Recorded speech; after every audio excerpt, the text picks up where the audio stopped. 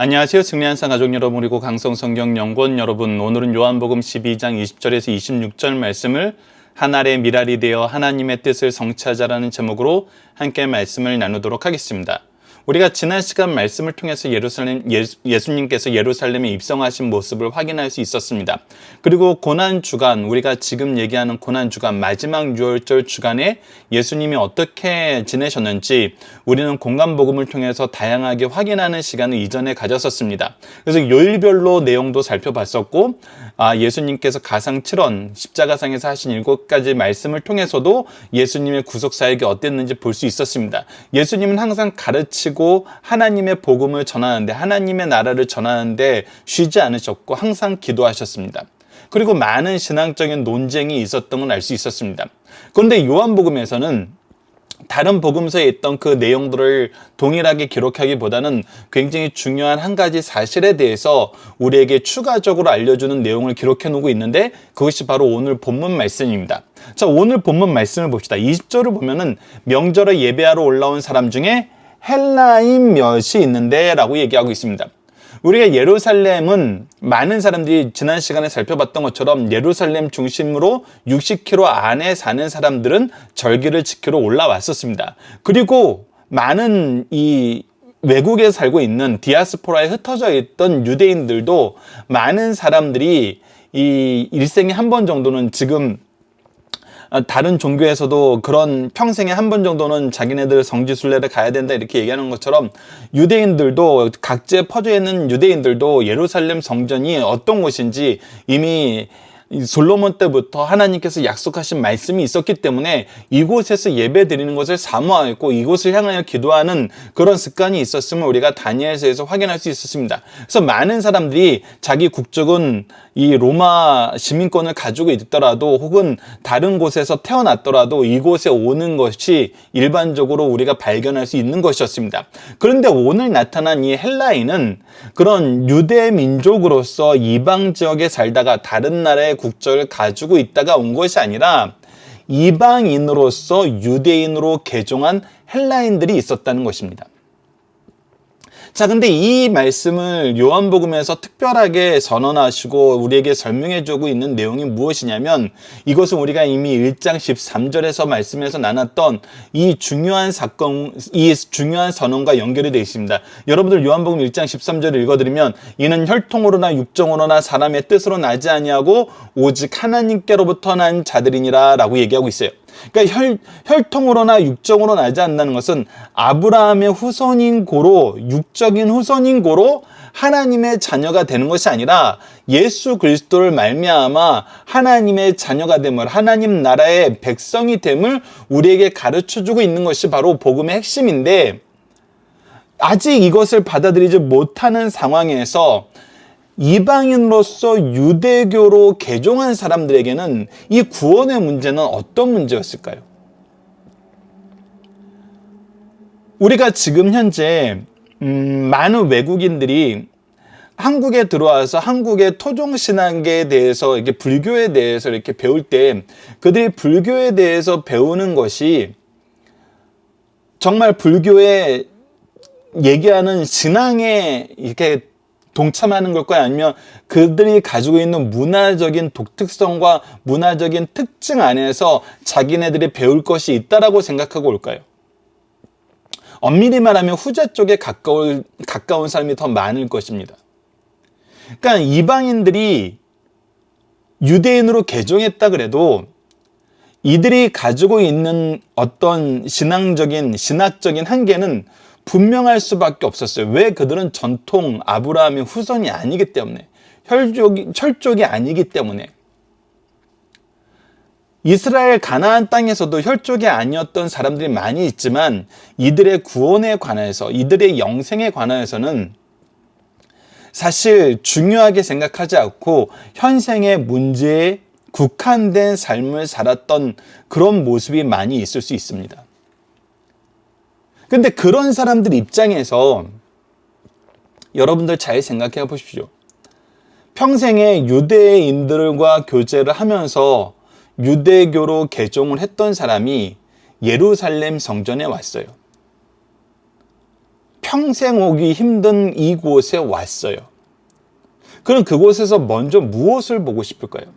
우리가 이렇게 표현을 합시다. 미국에 가서 뉴욕에 있는 메트로폴리탄 박물관을 너무나 보고 싶어서 그 메트로폴리탄 박물관에 가기 위해서 정말 평생 저금을 해가지고 비행기표를 모으고 여행비를 모아서 우리가 뉴욕에 있는 메트로폴리탄 박물관에 딱 갔어요.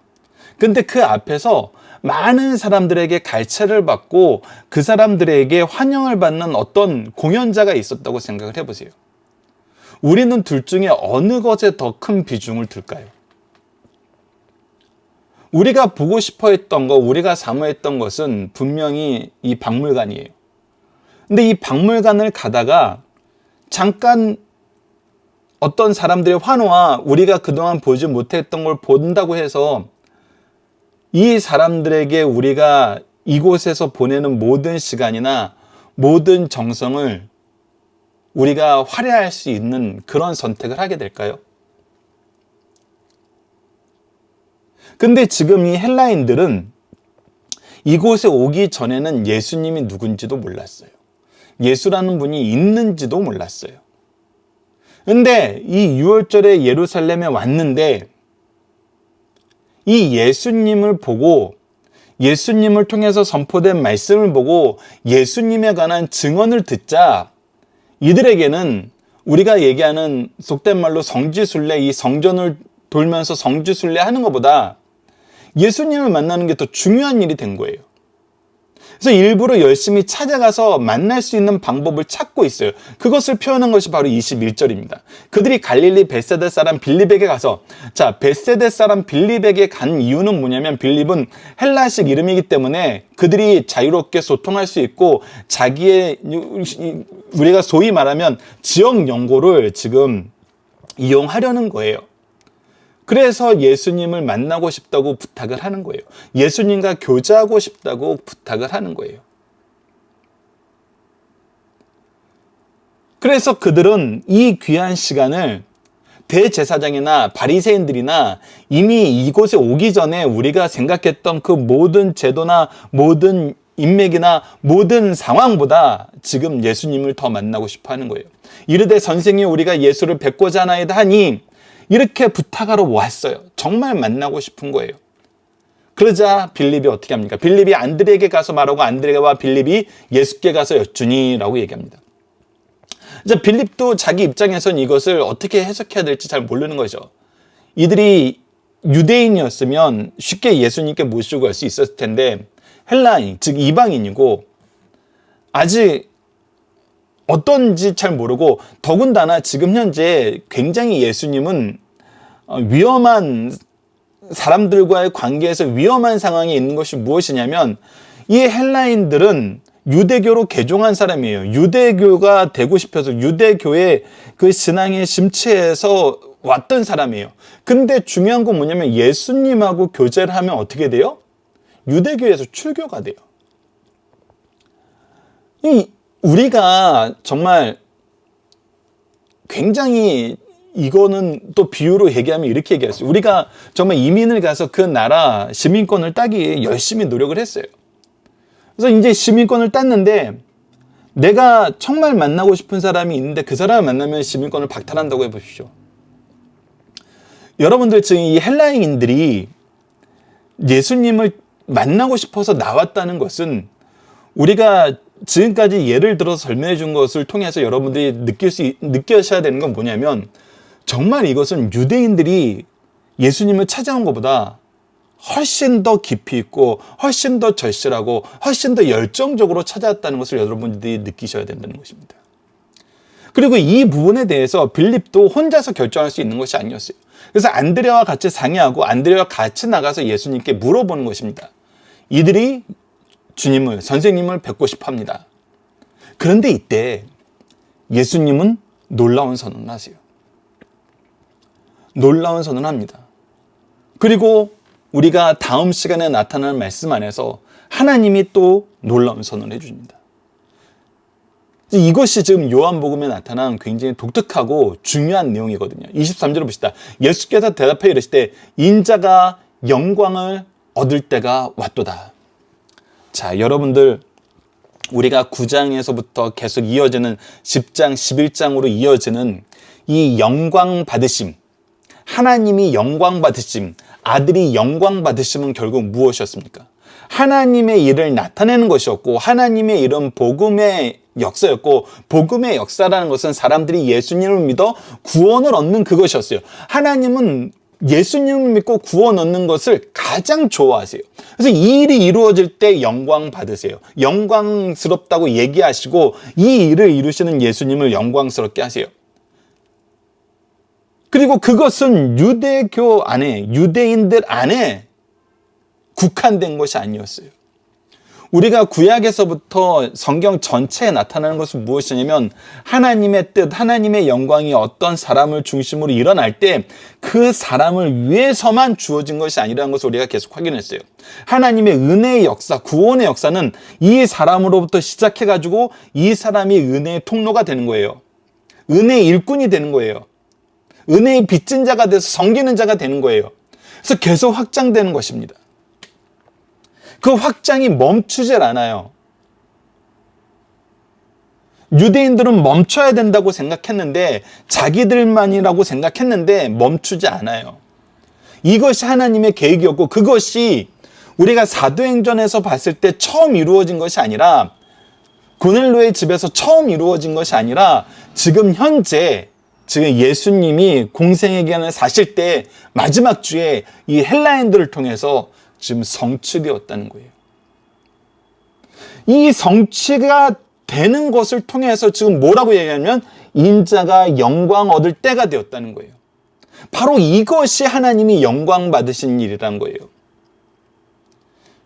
유대교로 개종해서 예루살렘 성전을 찾아왔던 이 순례객들이 자기네들이 유대교가 얼마나 되고 싶었으면은 왔는데 이곳에서 유대교로 출교를 됨을 감수하고도 예수님을 만나고 싶어 하는 거예요. 인간적으로 봤을 때는 정말 힘든 결정임을 알 수 있고 우리가 영적으로 봤을 때는 이것이 바른 것임을 알 수 있어요. 그리고 예수님은, 하나님은 이것을 기뻐하시고 이것을 통해서 영광 받으신다는 것입니다. 봅시다. 24절. 내가 진실로 전실로 너에게 이르노니 한 알의 밀이 땅에 떨어져 죽지 아니하면 한 알 그대로 있고 죽으면 많은 열매를 맺느니라. 자, 보십시오. 이제 이것이 하나님이 영광 받으신 일이고 인자가 영광 받는 일이란 거예요. 그리고 이 일의 본질은 무엇이냐면 그리스도께서 죽으시고 우리의 죄를 사하시는 대속의 길이란 거예요. 예수 그리스도의 죽으심으로 말미암아 생명의 역사가 확장된다는 거예요. 폭발적으로 늘어나게 된다는 거예요. 이것이 이스라엘 안에만 갇혀 있는 것이 아니라 온 세계로 퍼져나가게 된다는 것입니다. 그리고 이 은혜를 받은 자들은 동일하게 누구의 길을 가야 되느냐? 그리스도의 길을 가야 된다는 것입니다. 25절 봅시다. 자기의 생명을 사랑하는 자는 잃어버릴 것이요 이 세상에서 자기의 생명을 미워하는 자는 영생하도록 보존하리라. 내가 생명을 사랑한다는 이 사랑은 여기서 뭐예요? 하나님이 주신 은혜, 영광, 이거 모든 건 내 걸로만 여기는 것이에요. 우리 민족의 것으로만 여기는 거예요. 우리 가정의 것으로만 여기는 거예요. 우리 공동체의 것으로만 여기는 거예요. 이 은혜를 소유하려는 거예요. 이 은혜를 가지고 나만 잘 되려는 거예요.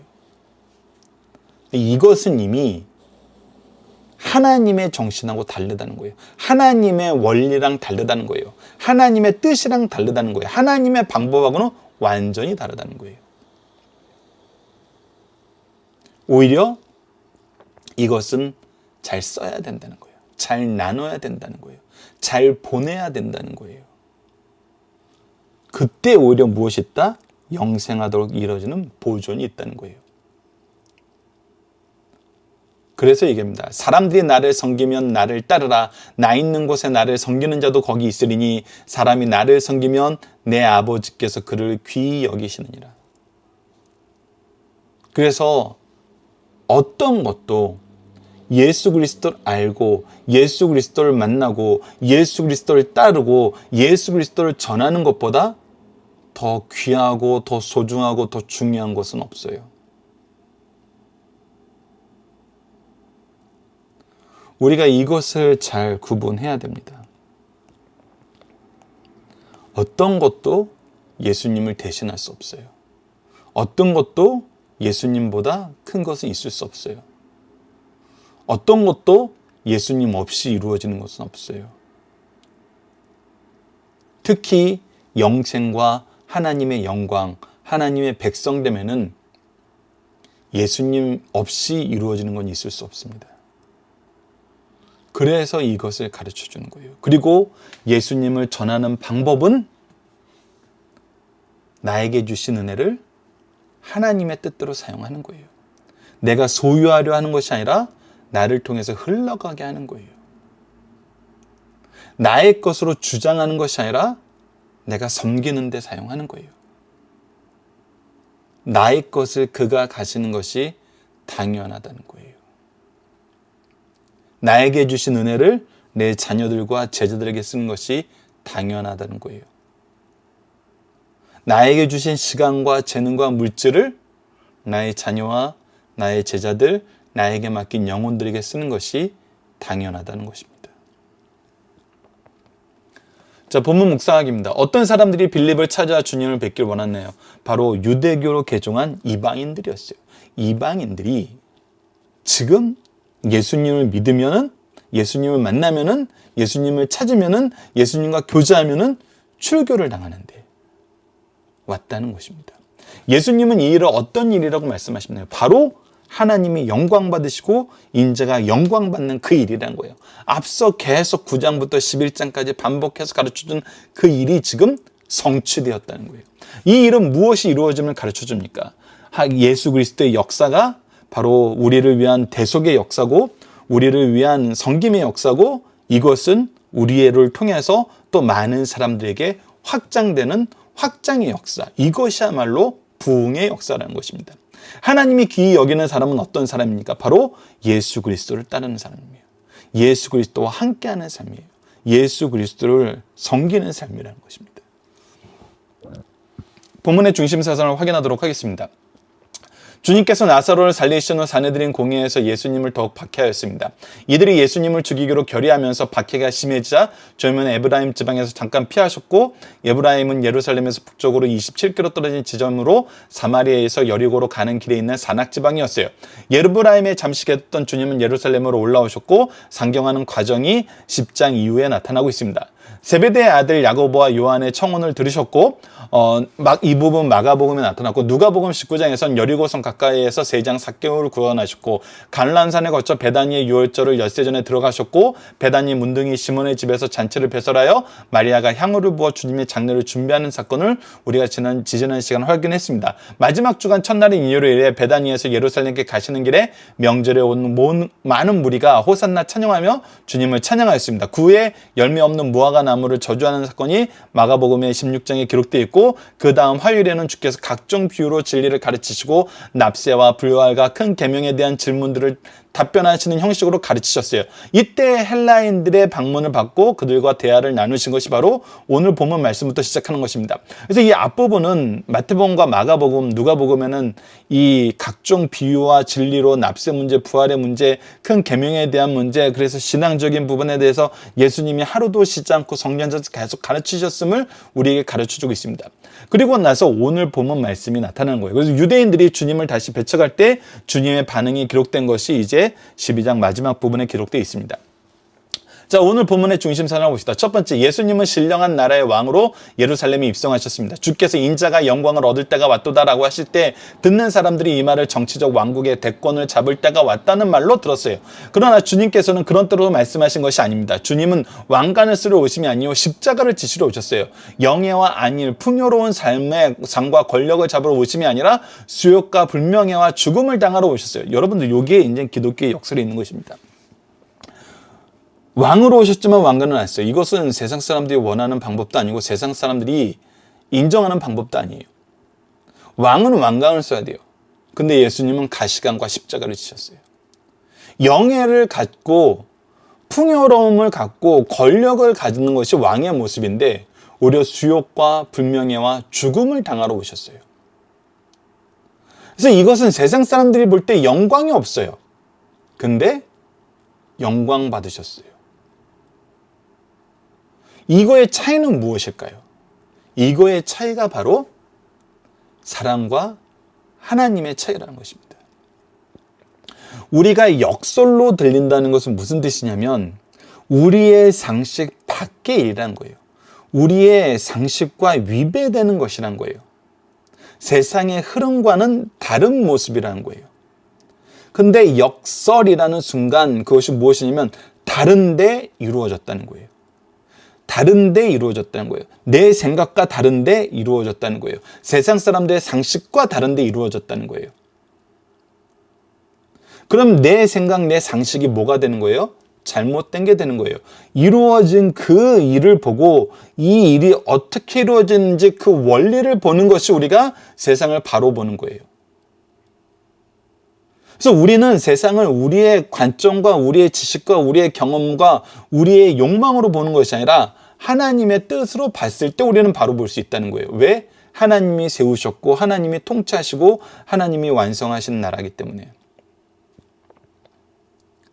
그가 세우실 왕국은 대관식으로서가 아니라 십자가형으로 시작되며 그 나라의 영광은 검으로 쟁취한 것이 아니라 죽음으로 보여줄 사건임을 가르쳐 주실 말씀입니다. 그런데 이 역설이 이렇게 연결이 되는데 바로 이번과 연결이 됩니다. 그래서 우리가 알아야 되는 건 이 세상 모든 것은 원리가 있어요. 이 원리는 우리는 역설이라고 생각하지만 이루어지는 그 역사, 즉 하나님의 역사가 있다는 거예요. 하나님의 통치가 있다는 거예요. 일반적으로 손가락을 까닥 움직이는 것은 예스럽게 하거나 내사 상태나 식물인간이 된 사람을 보면 이 또한 얼마나 감사한 일인가를 깨닫게 됩니다. 주님께서 보여준 지혜롭고 의로운 삶의 원리인 십자가의 고난과 죽으심은 자기 백성의 죄를 고난과 죽음에서 건지신 것입니다. 그래서 구원의 방법은 예수님밖에 없다라는 원리가 우선 하나 있고 죽음 없이는 생명이 없다라는 원리를 우리에게 가르쳐주고 이것은 하나님의 공의와 사랑을 충족시키는 하나님의 방법이에요. 쓴 것이 없이는 달콤한 것이 없다는 거예요. 쓴 것은 쓴 걸로 끝나는데 쓴 다음에 고난 다음에 영광이 있다는 거예요. 이것이 바로 하나님의 원리라는 겁니다. 죽음 이후에 부활이 있고 고난 이후에 영광이 있다는 거예요. 십자가 없이는 면류관이 없다는 것이 바로 하나님이 세우신 삶의 원리라는 거예요. 구속사의 원리라는 거예요. 그리스도의 죽음 없이는 이 땅에 영생하는 사람이 있을 수 없다는 역설적인 원리를 가르쳐줘요. 우리 입장에선 역설인데 이것이 하나님의 원리라는 거예요. 통치의 원리라는 거예요. 우리는 하나님의 통치의 원리를 따라야 된다는 거예요. 그것이 지혜예요. 세 번째, 주님을 믿는 자는 주님의 삶의 원리를 따르게 된다. 주께서 누구든지 나를 따르려거든 자기를 부인하고 자기 십자가를 지고 나를 따를 것이니라 라고 하셨어요. 이것이 우리가 기존에 생각했던 것과 다르기 때문에 내 기준으로는 이해가 안 되기 때문에 이것을 받아들이지 못하는 경우가 있어요. 그러나 다시 한번 가르쳐 줍니다. 이것은 하나님이 세우신 하나님의 통치 원리예요. 그리스도의 원리예요. 이것을 따르는 것이 승리하는 삶이라는 것입니다. 승리하게 하시는 삶을 사는 유일한 길이라는 것입니다. 주님은 무엇을 따라야 하는가? 주님의 무엇을 따라야 하는가? 그 대표적인 것이 바로 자기 부인, 자기 희생, 거룩한 삶을 본받습니다. 그래야 하면 주님께서 함께 하실 뿐 아니라 자기를 부인한 것에 비례하여 몇 배나 하나님 아버지께서 존귀하게 여기신다는 사실을 우리에게 보장해 주시는 말씀이 오늘 본문 말씀의 중심 사상입니다. 자, 본문 다지기로 확인하도록 하겠습니다. 왜 헬라인들이 빌립에게 예수님과의 면담을 요청했을까요? 앞서 살펴본 것처럼 빌립이 바로 헬라식 이름이었기 때문에 지역 용고를 따라온 것입니다. 그래서 정말 이것은 어떻게든 예수님을 만나고 싶다는 이들의 정말 간절한 요청인 거예요. 다시 한번 얘기했지만 이들은 이방인으로서 유대인으로 개종해서 이 땅까지 왔는데 여기서 교제하면 출교당하는 그 예수님을 만나러 와요. 상식적이지 않은 거예요. 그러나 그들이 무엇을 본 거예요? 하나님의 뜻을 본 거예요. 예수님이 말씀하신 때가 왔도다라는 의미는 무엇입니까? 바로 하나님이 이 구원의 때를 이루고 이 구원의 능력으로 이 세상 사람들에게 복음의 길을 열어주시고 영광 받으실 때가 왔다는 거예요. 예수 그리스도의 영광의 때, 하나님의 영광의 때가 왔다는 거예요. 이 영광의 때가 우리에게 무슨 뜻입니까? 풍요로운 은혜에 따르는 것입니다. 하늘의 미를 통해 예수님이 가르치신 삶의 원리는 무엇입니까? 이것은 자기 부정과 자기 희생. 이것이 세상에서는 역설이나 이것이 하나님의 뜻 안에서는 정론이에요. 우리가 이것을 잘 이해해야 됩니다. 하나님의 뜻 안에서의 정론을 따라가야 돼요. 자, 본문 적용입니다. 우리의 삶 속에 나타나는 복음의 역설은 무엇입니까? 우리가 정말 계속 보지만 우리가 이 부분에 대한 교육이 정말 중요합니다. 이 부분은 우리가 기도하기를 통해서 함께 기도하기를 통해서 좀 더 설명을 기도 제목으로 적어놨는데 우리는 교육적인 부분만 잠깐 나누고 우리 기도 내용으로 이 본문 적용하기에 대답을 함께 나누도록 하겠습니다. 이것을 왜 우리가 중요하게 여기냐면 지금 현대 사회에서 우리가 꼭 배워야 되는 삶의 원리라고 얘기하는 것들, 그런 것들이 복음의 진리를 역설이라고 표현할 만큼 낯선 것으로, 비이성적이고 비합리적인 것으로 계속해서 몰고 가는 교육이 너무 많아요. 너무 많아요. TV에서도 어떤 사람들이 여론 안에서도 학교 교육 안에서도 직장생활 안에서도 취미생활 안에서도 예수 그리스도의 방법을 따르면은 100% 손해보고 100% 실패한다고들 얘기해요. 근데 놀라운 건 뭐냐면 그러한 사고의 역사가 현대 사회가 시작되면서 형성된 건 아니라는 거예요. 즉 유대인들이 보여줬던 태도도 그러고 제자들이 보여줬던 태도도 그러고 앞으로 빌라도가 보여줄 태도도 그러고 하나님의 방법을 거역하려는 시도는 계속 있었고 그것을 논리정연하게 일원화하고 어떤 대세적인 흐름으로 만들려는 시도는 계속 있어 왔어요. 그런데 기독교 역사가, 교회의 역사가 우리에게 증명해 주는 것은 그런 시도 속에서도 교회는 무너지지 않았다는 거예요. 복음은 사라지지 않았다는 거예요. 하나님이 영광 받으시고 아들이 영광 받으시는 이 구원의 역사는 결코 멈춰지지 않았다는 거예요. 오히려 어떻게 됐어요? 확장됐어요. 확장됐다는 증거가 뭐라고요? 바로 우리들이라고요. 우리가 어떻게 이 복음의 말씀의 성취가 아니면은 이렇게 말씀을 나눌 수 있겠어요? 그래서 우리는 이것을 계속 가르치고 이것을 우리 가정과 교회에서 계속해서 이 증명을 쌓아 나가야 돼요. 그래서 우리 자녀와 제자들이 세상적인 방법을 따르며 사는 것보다 하나님의 뜻 안에서 사는 것이 세상을 이기는 방법이구나. 우리가 승리하는 삶을 사는 방법이구나. 그것을 경험하게 해줘야 돼요.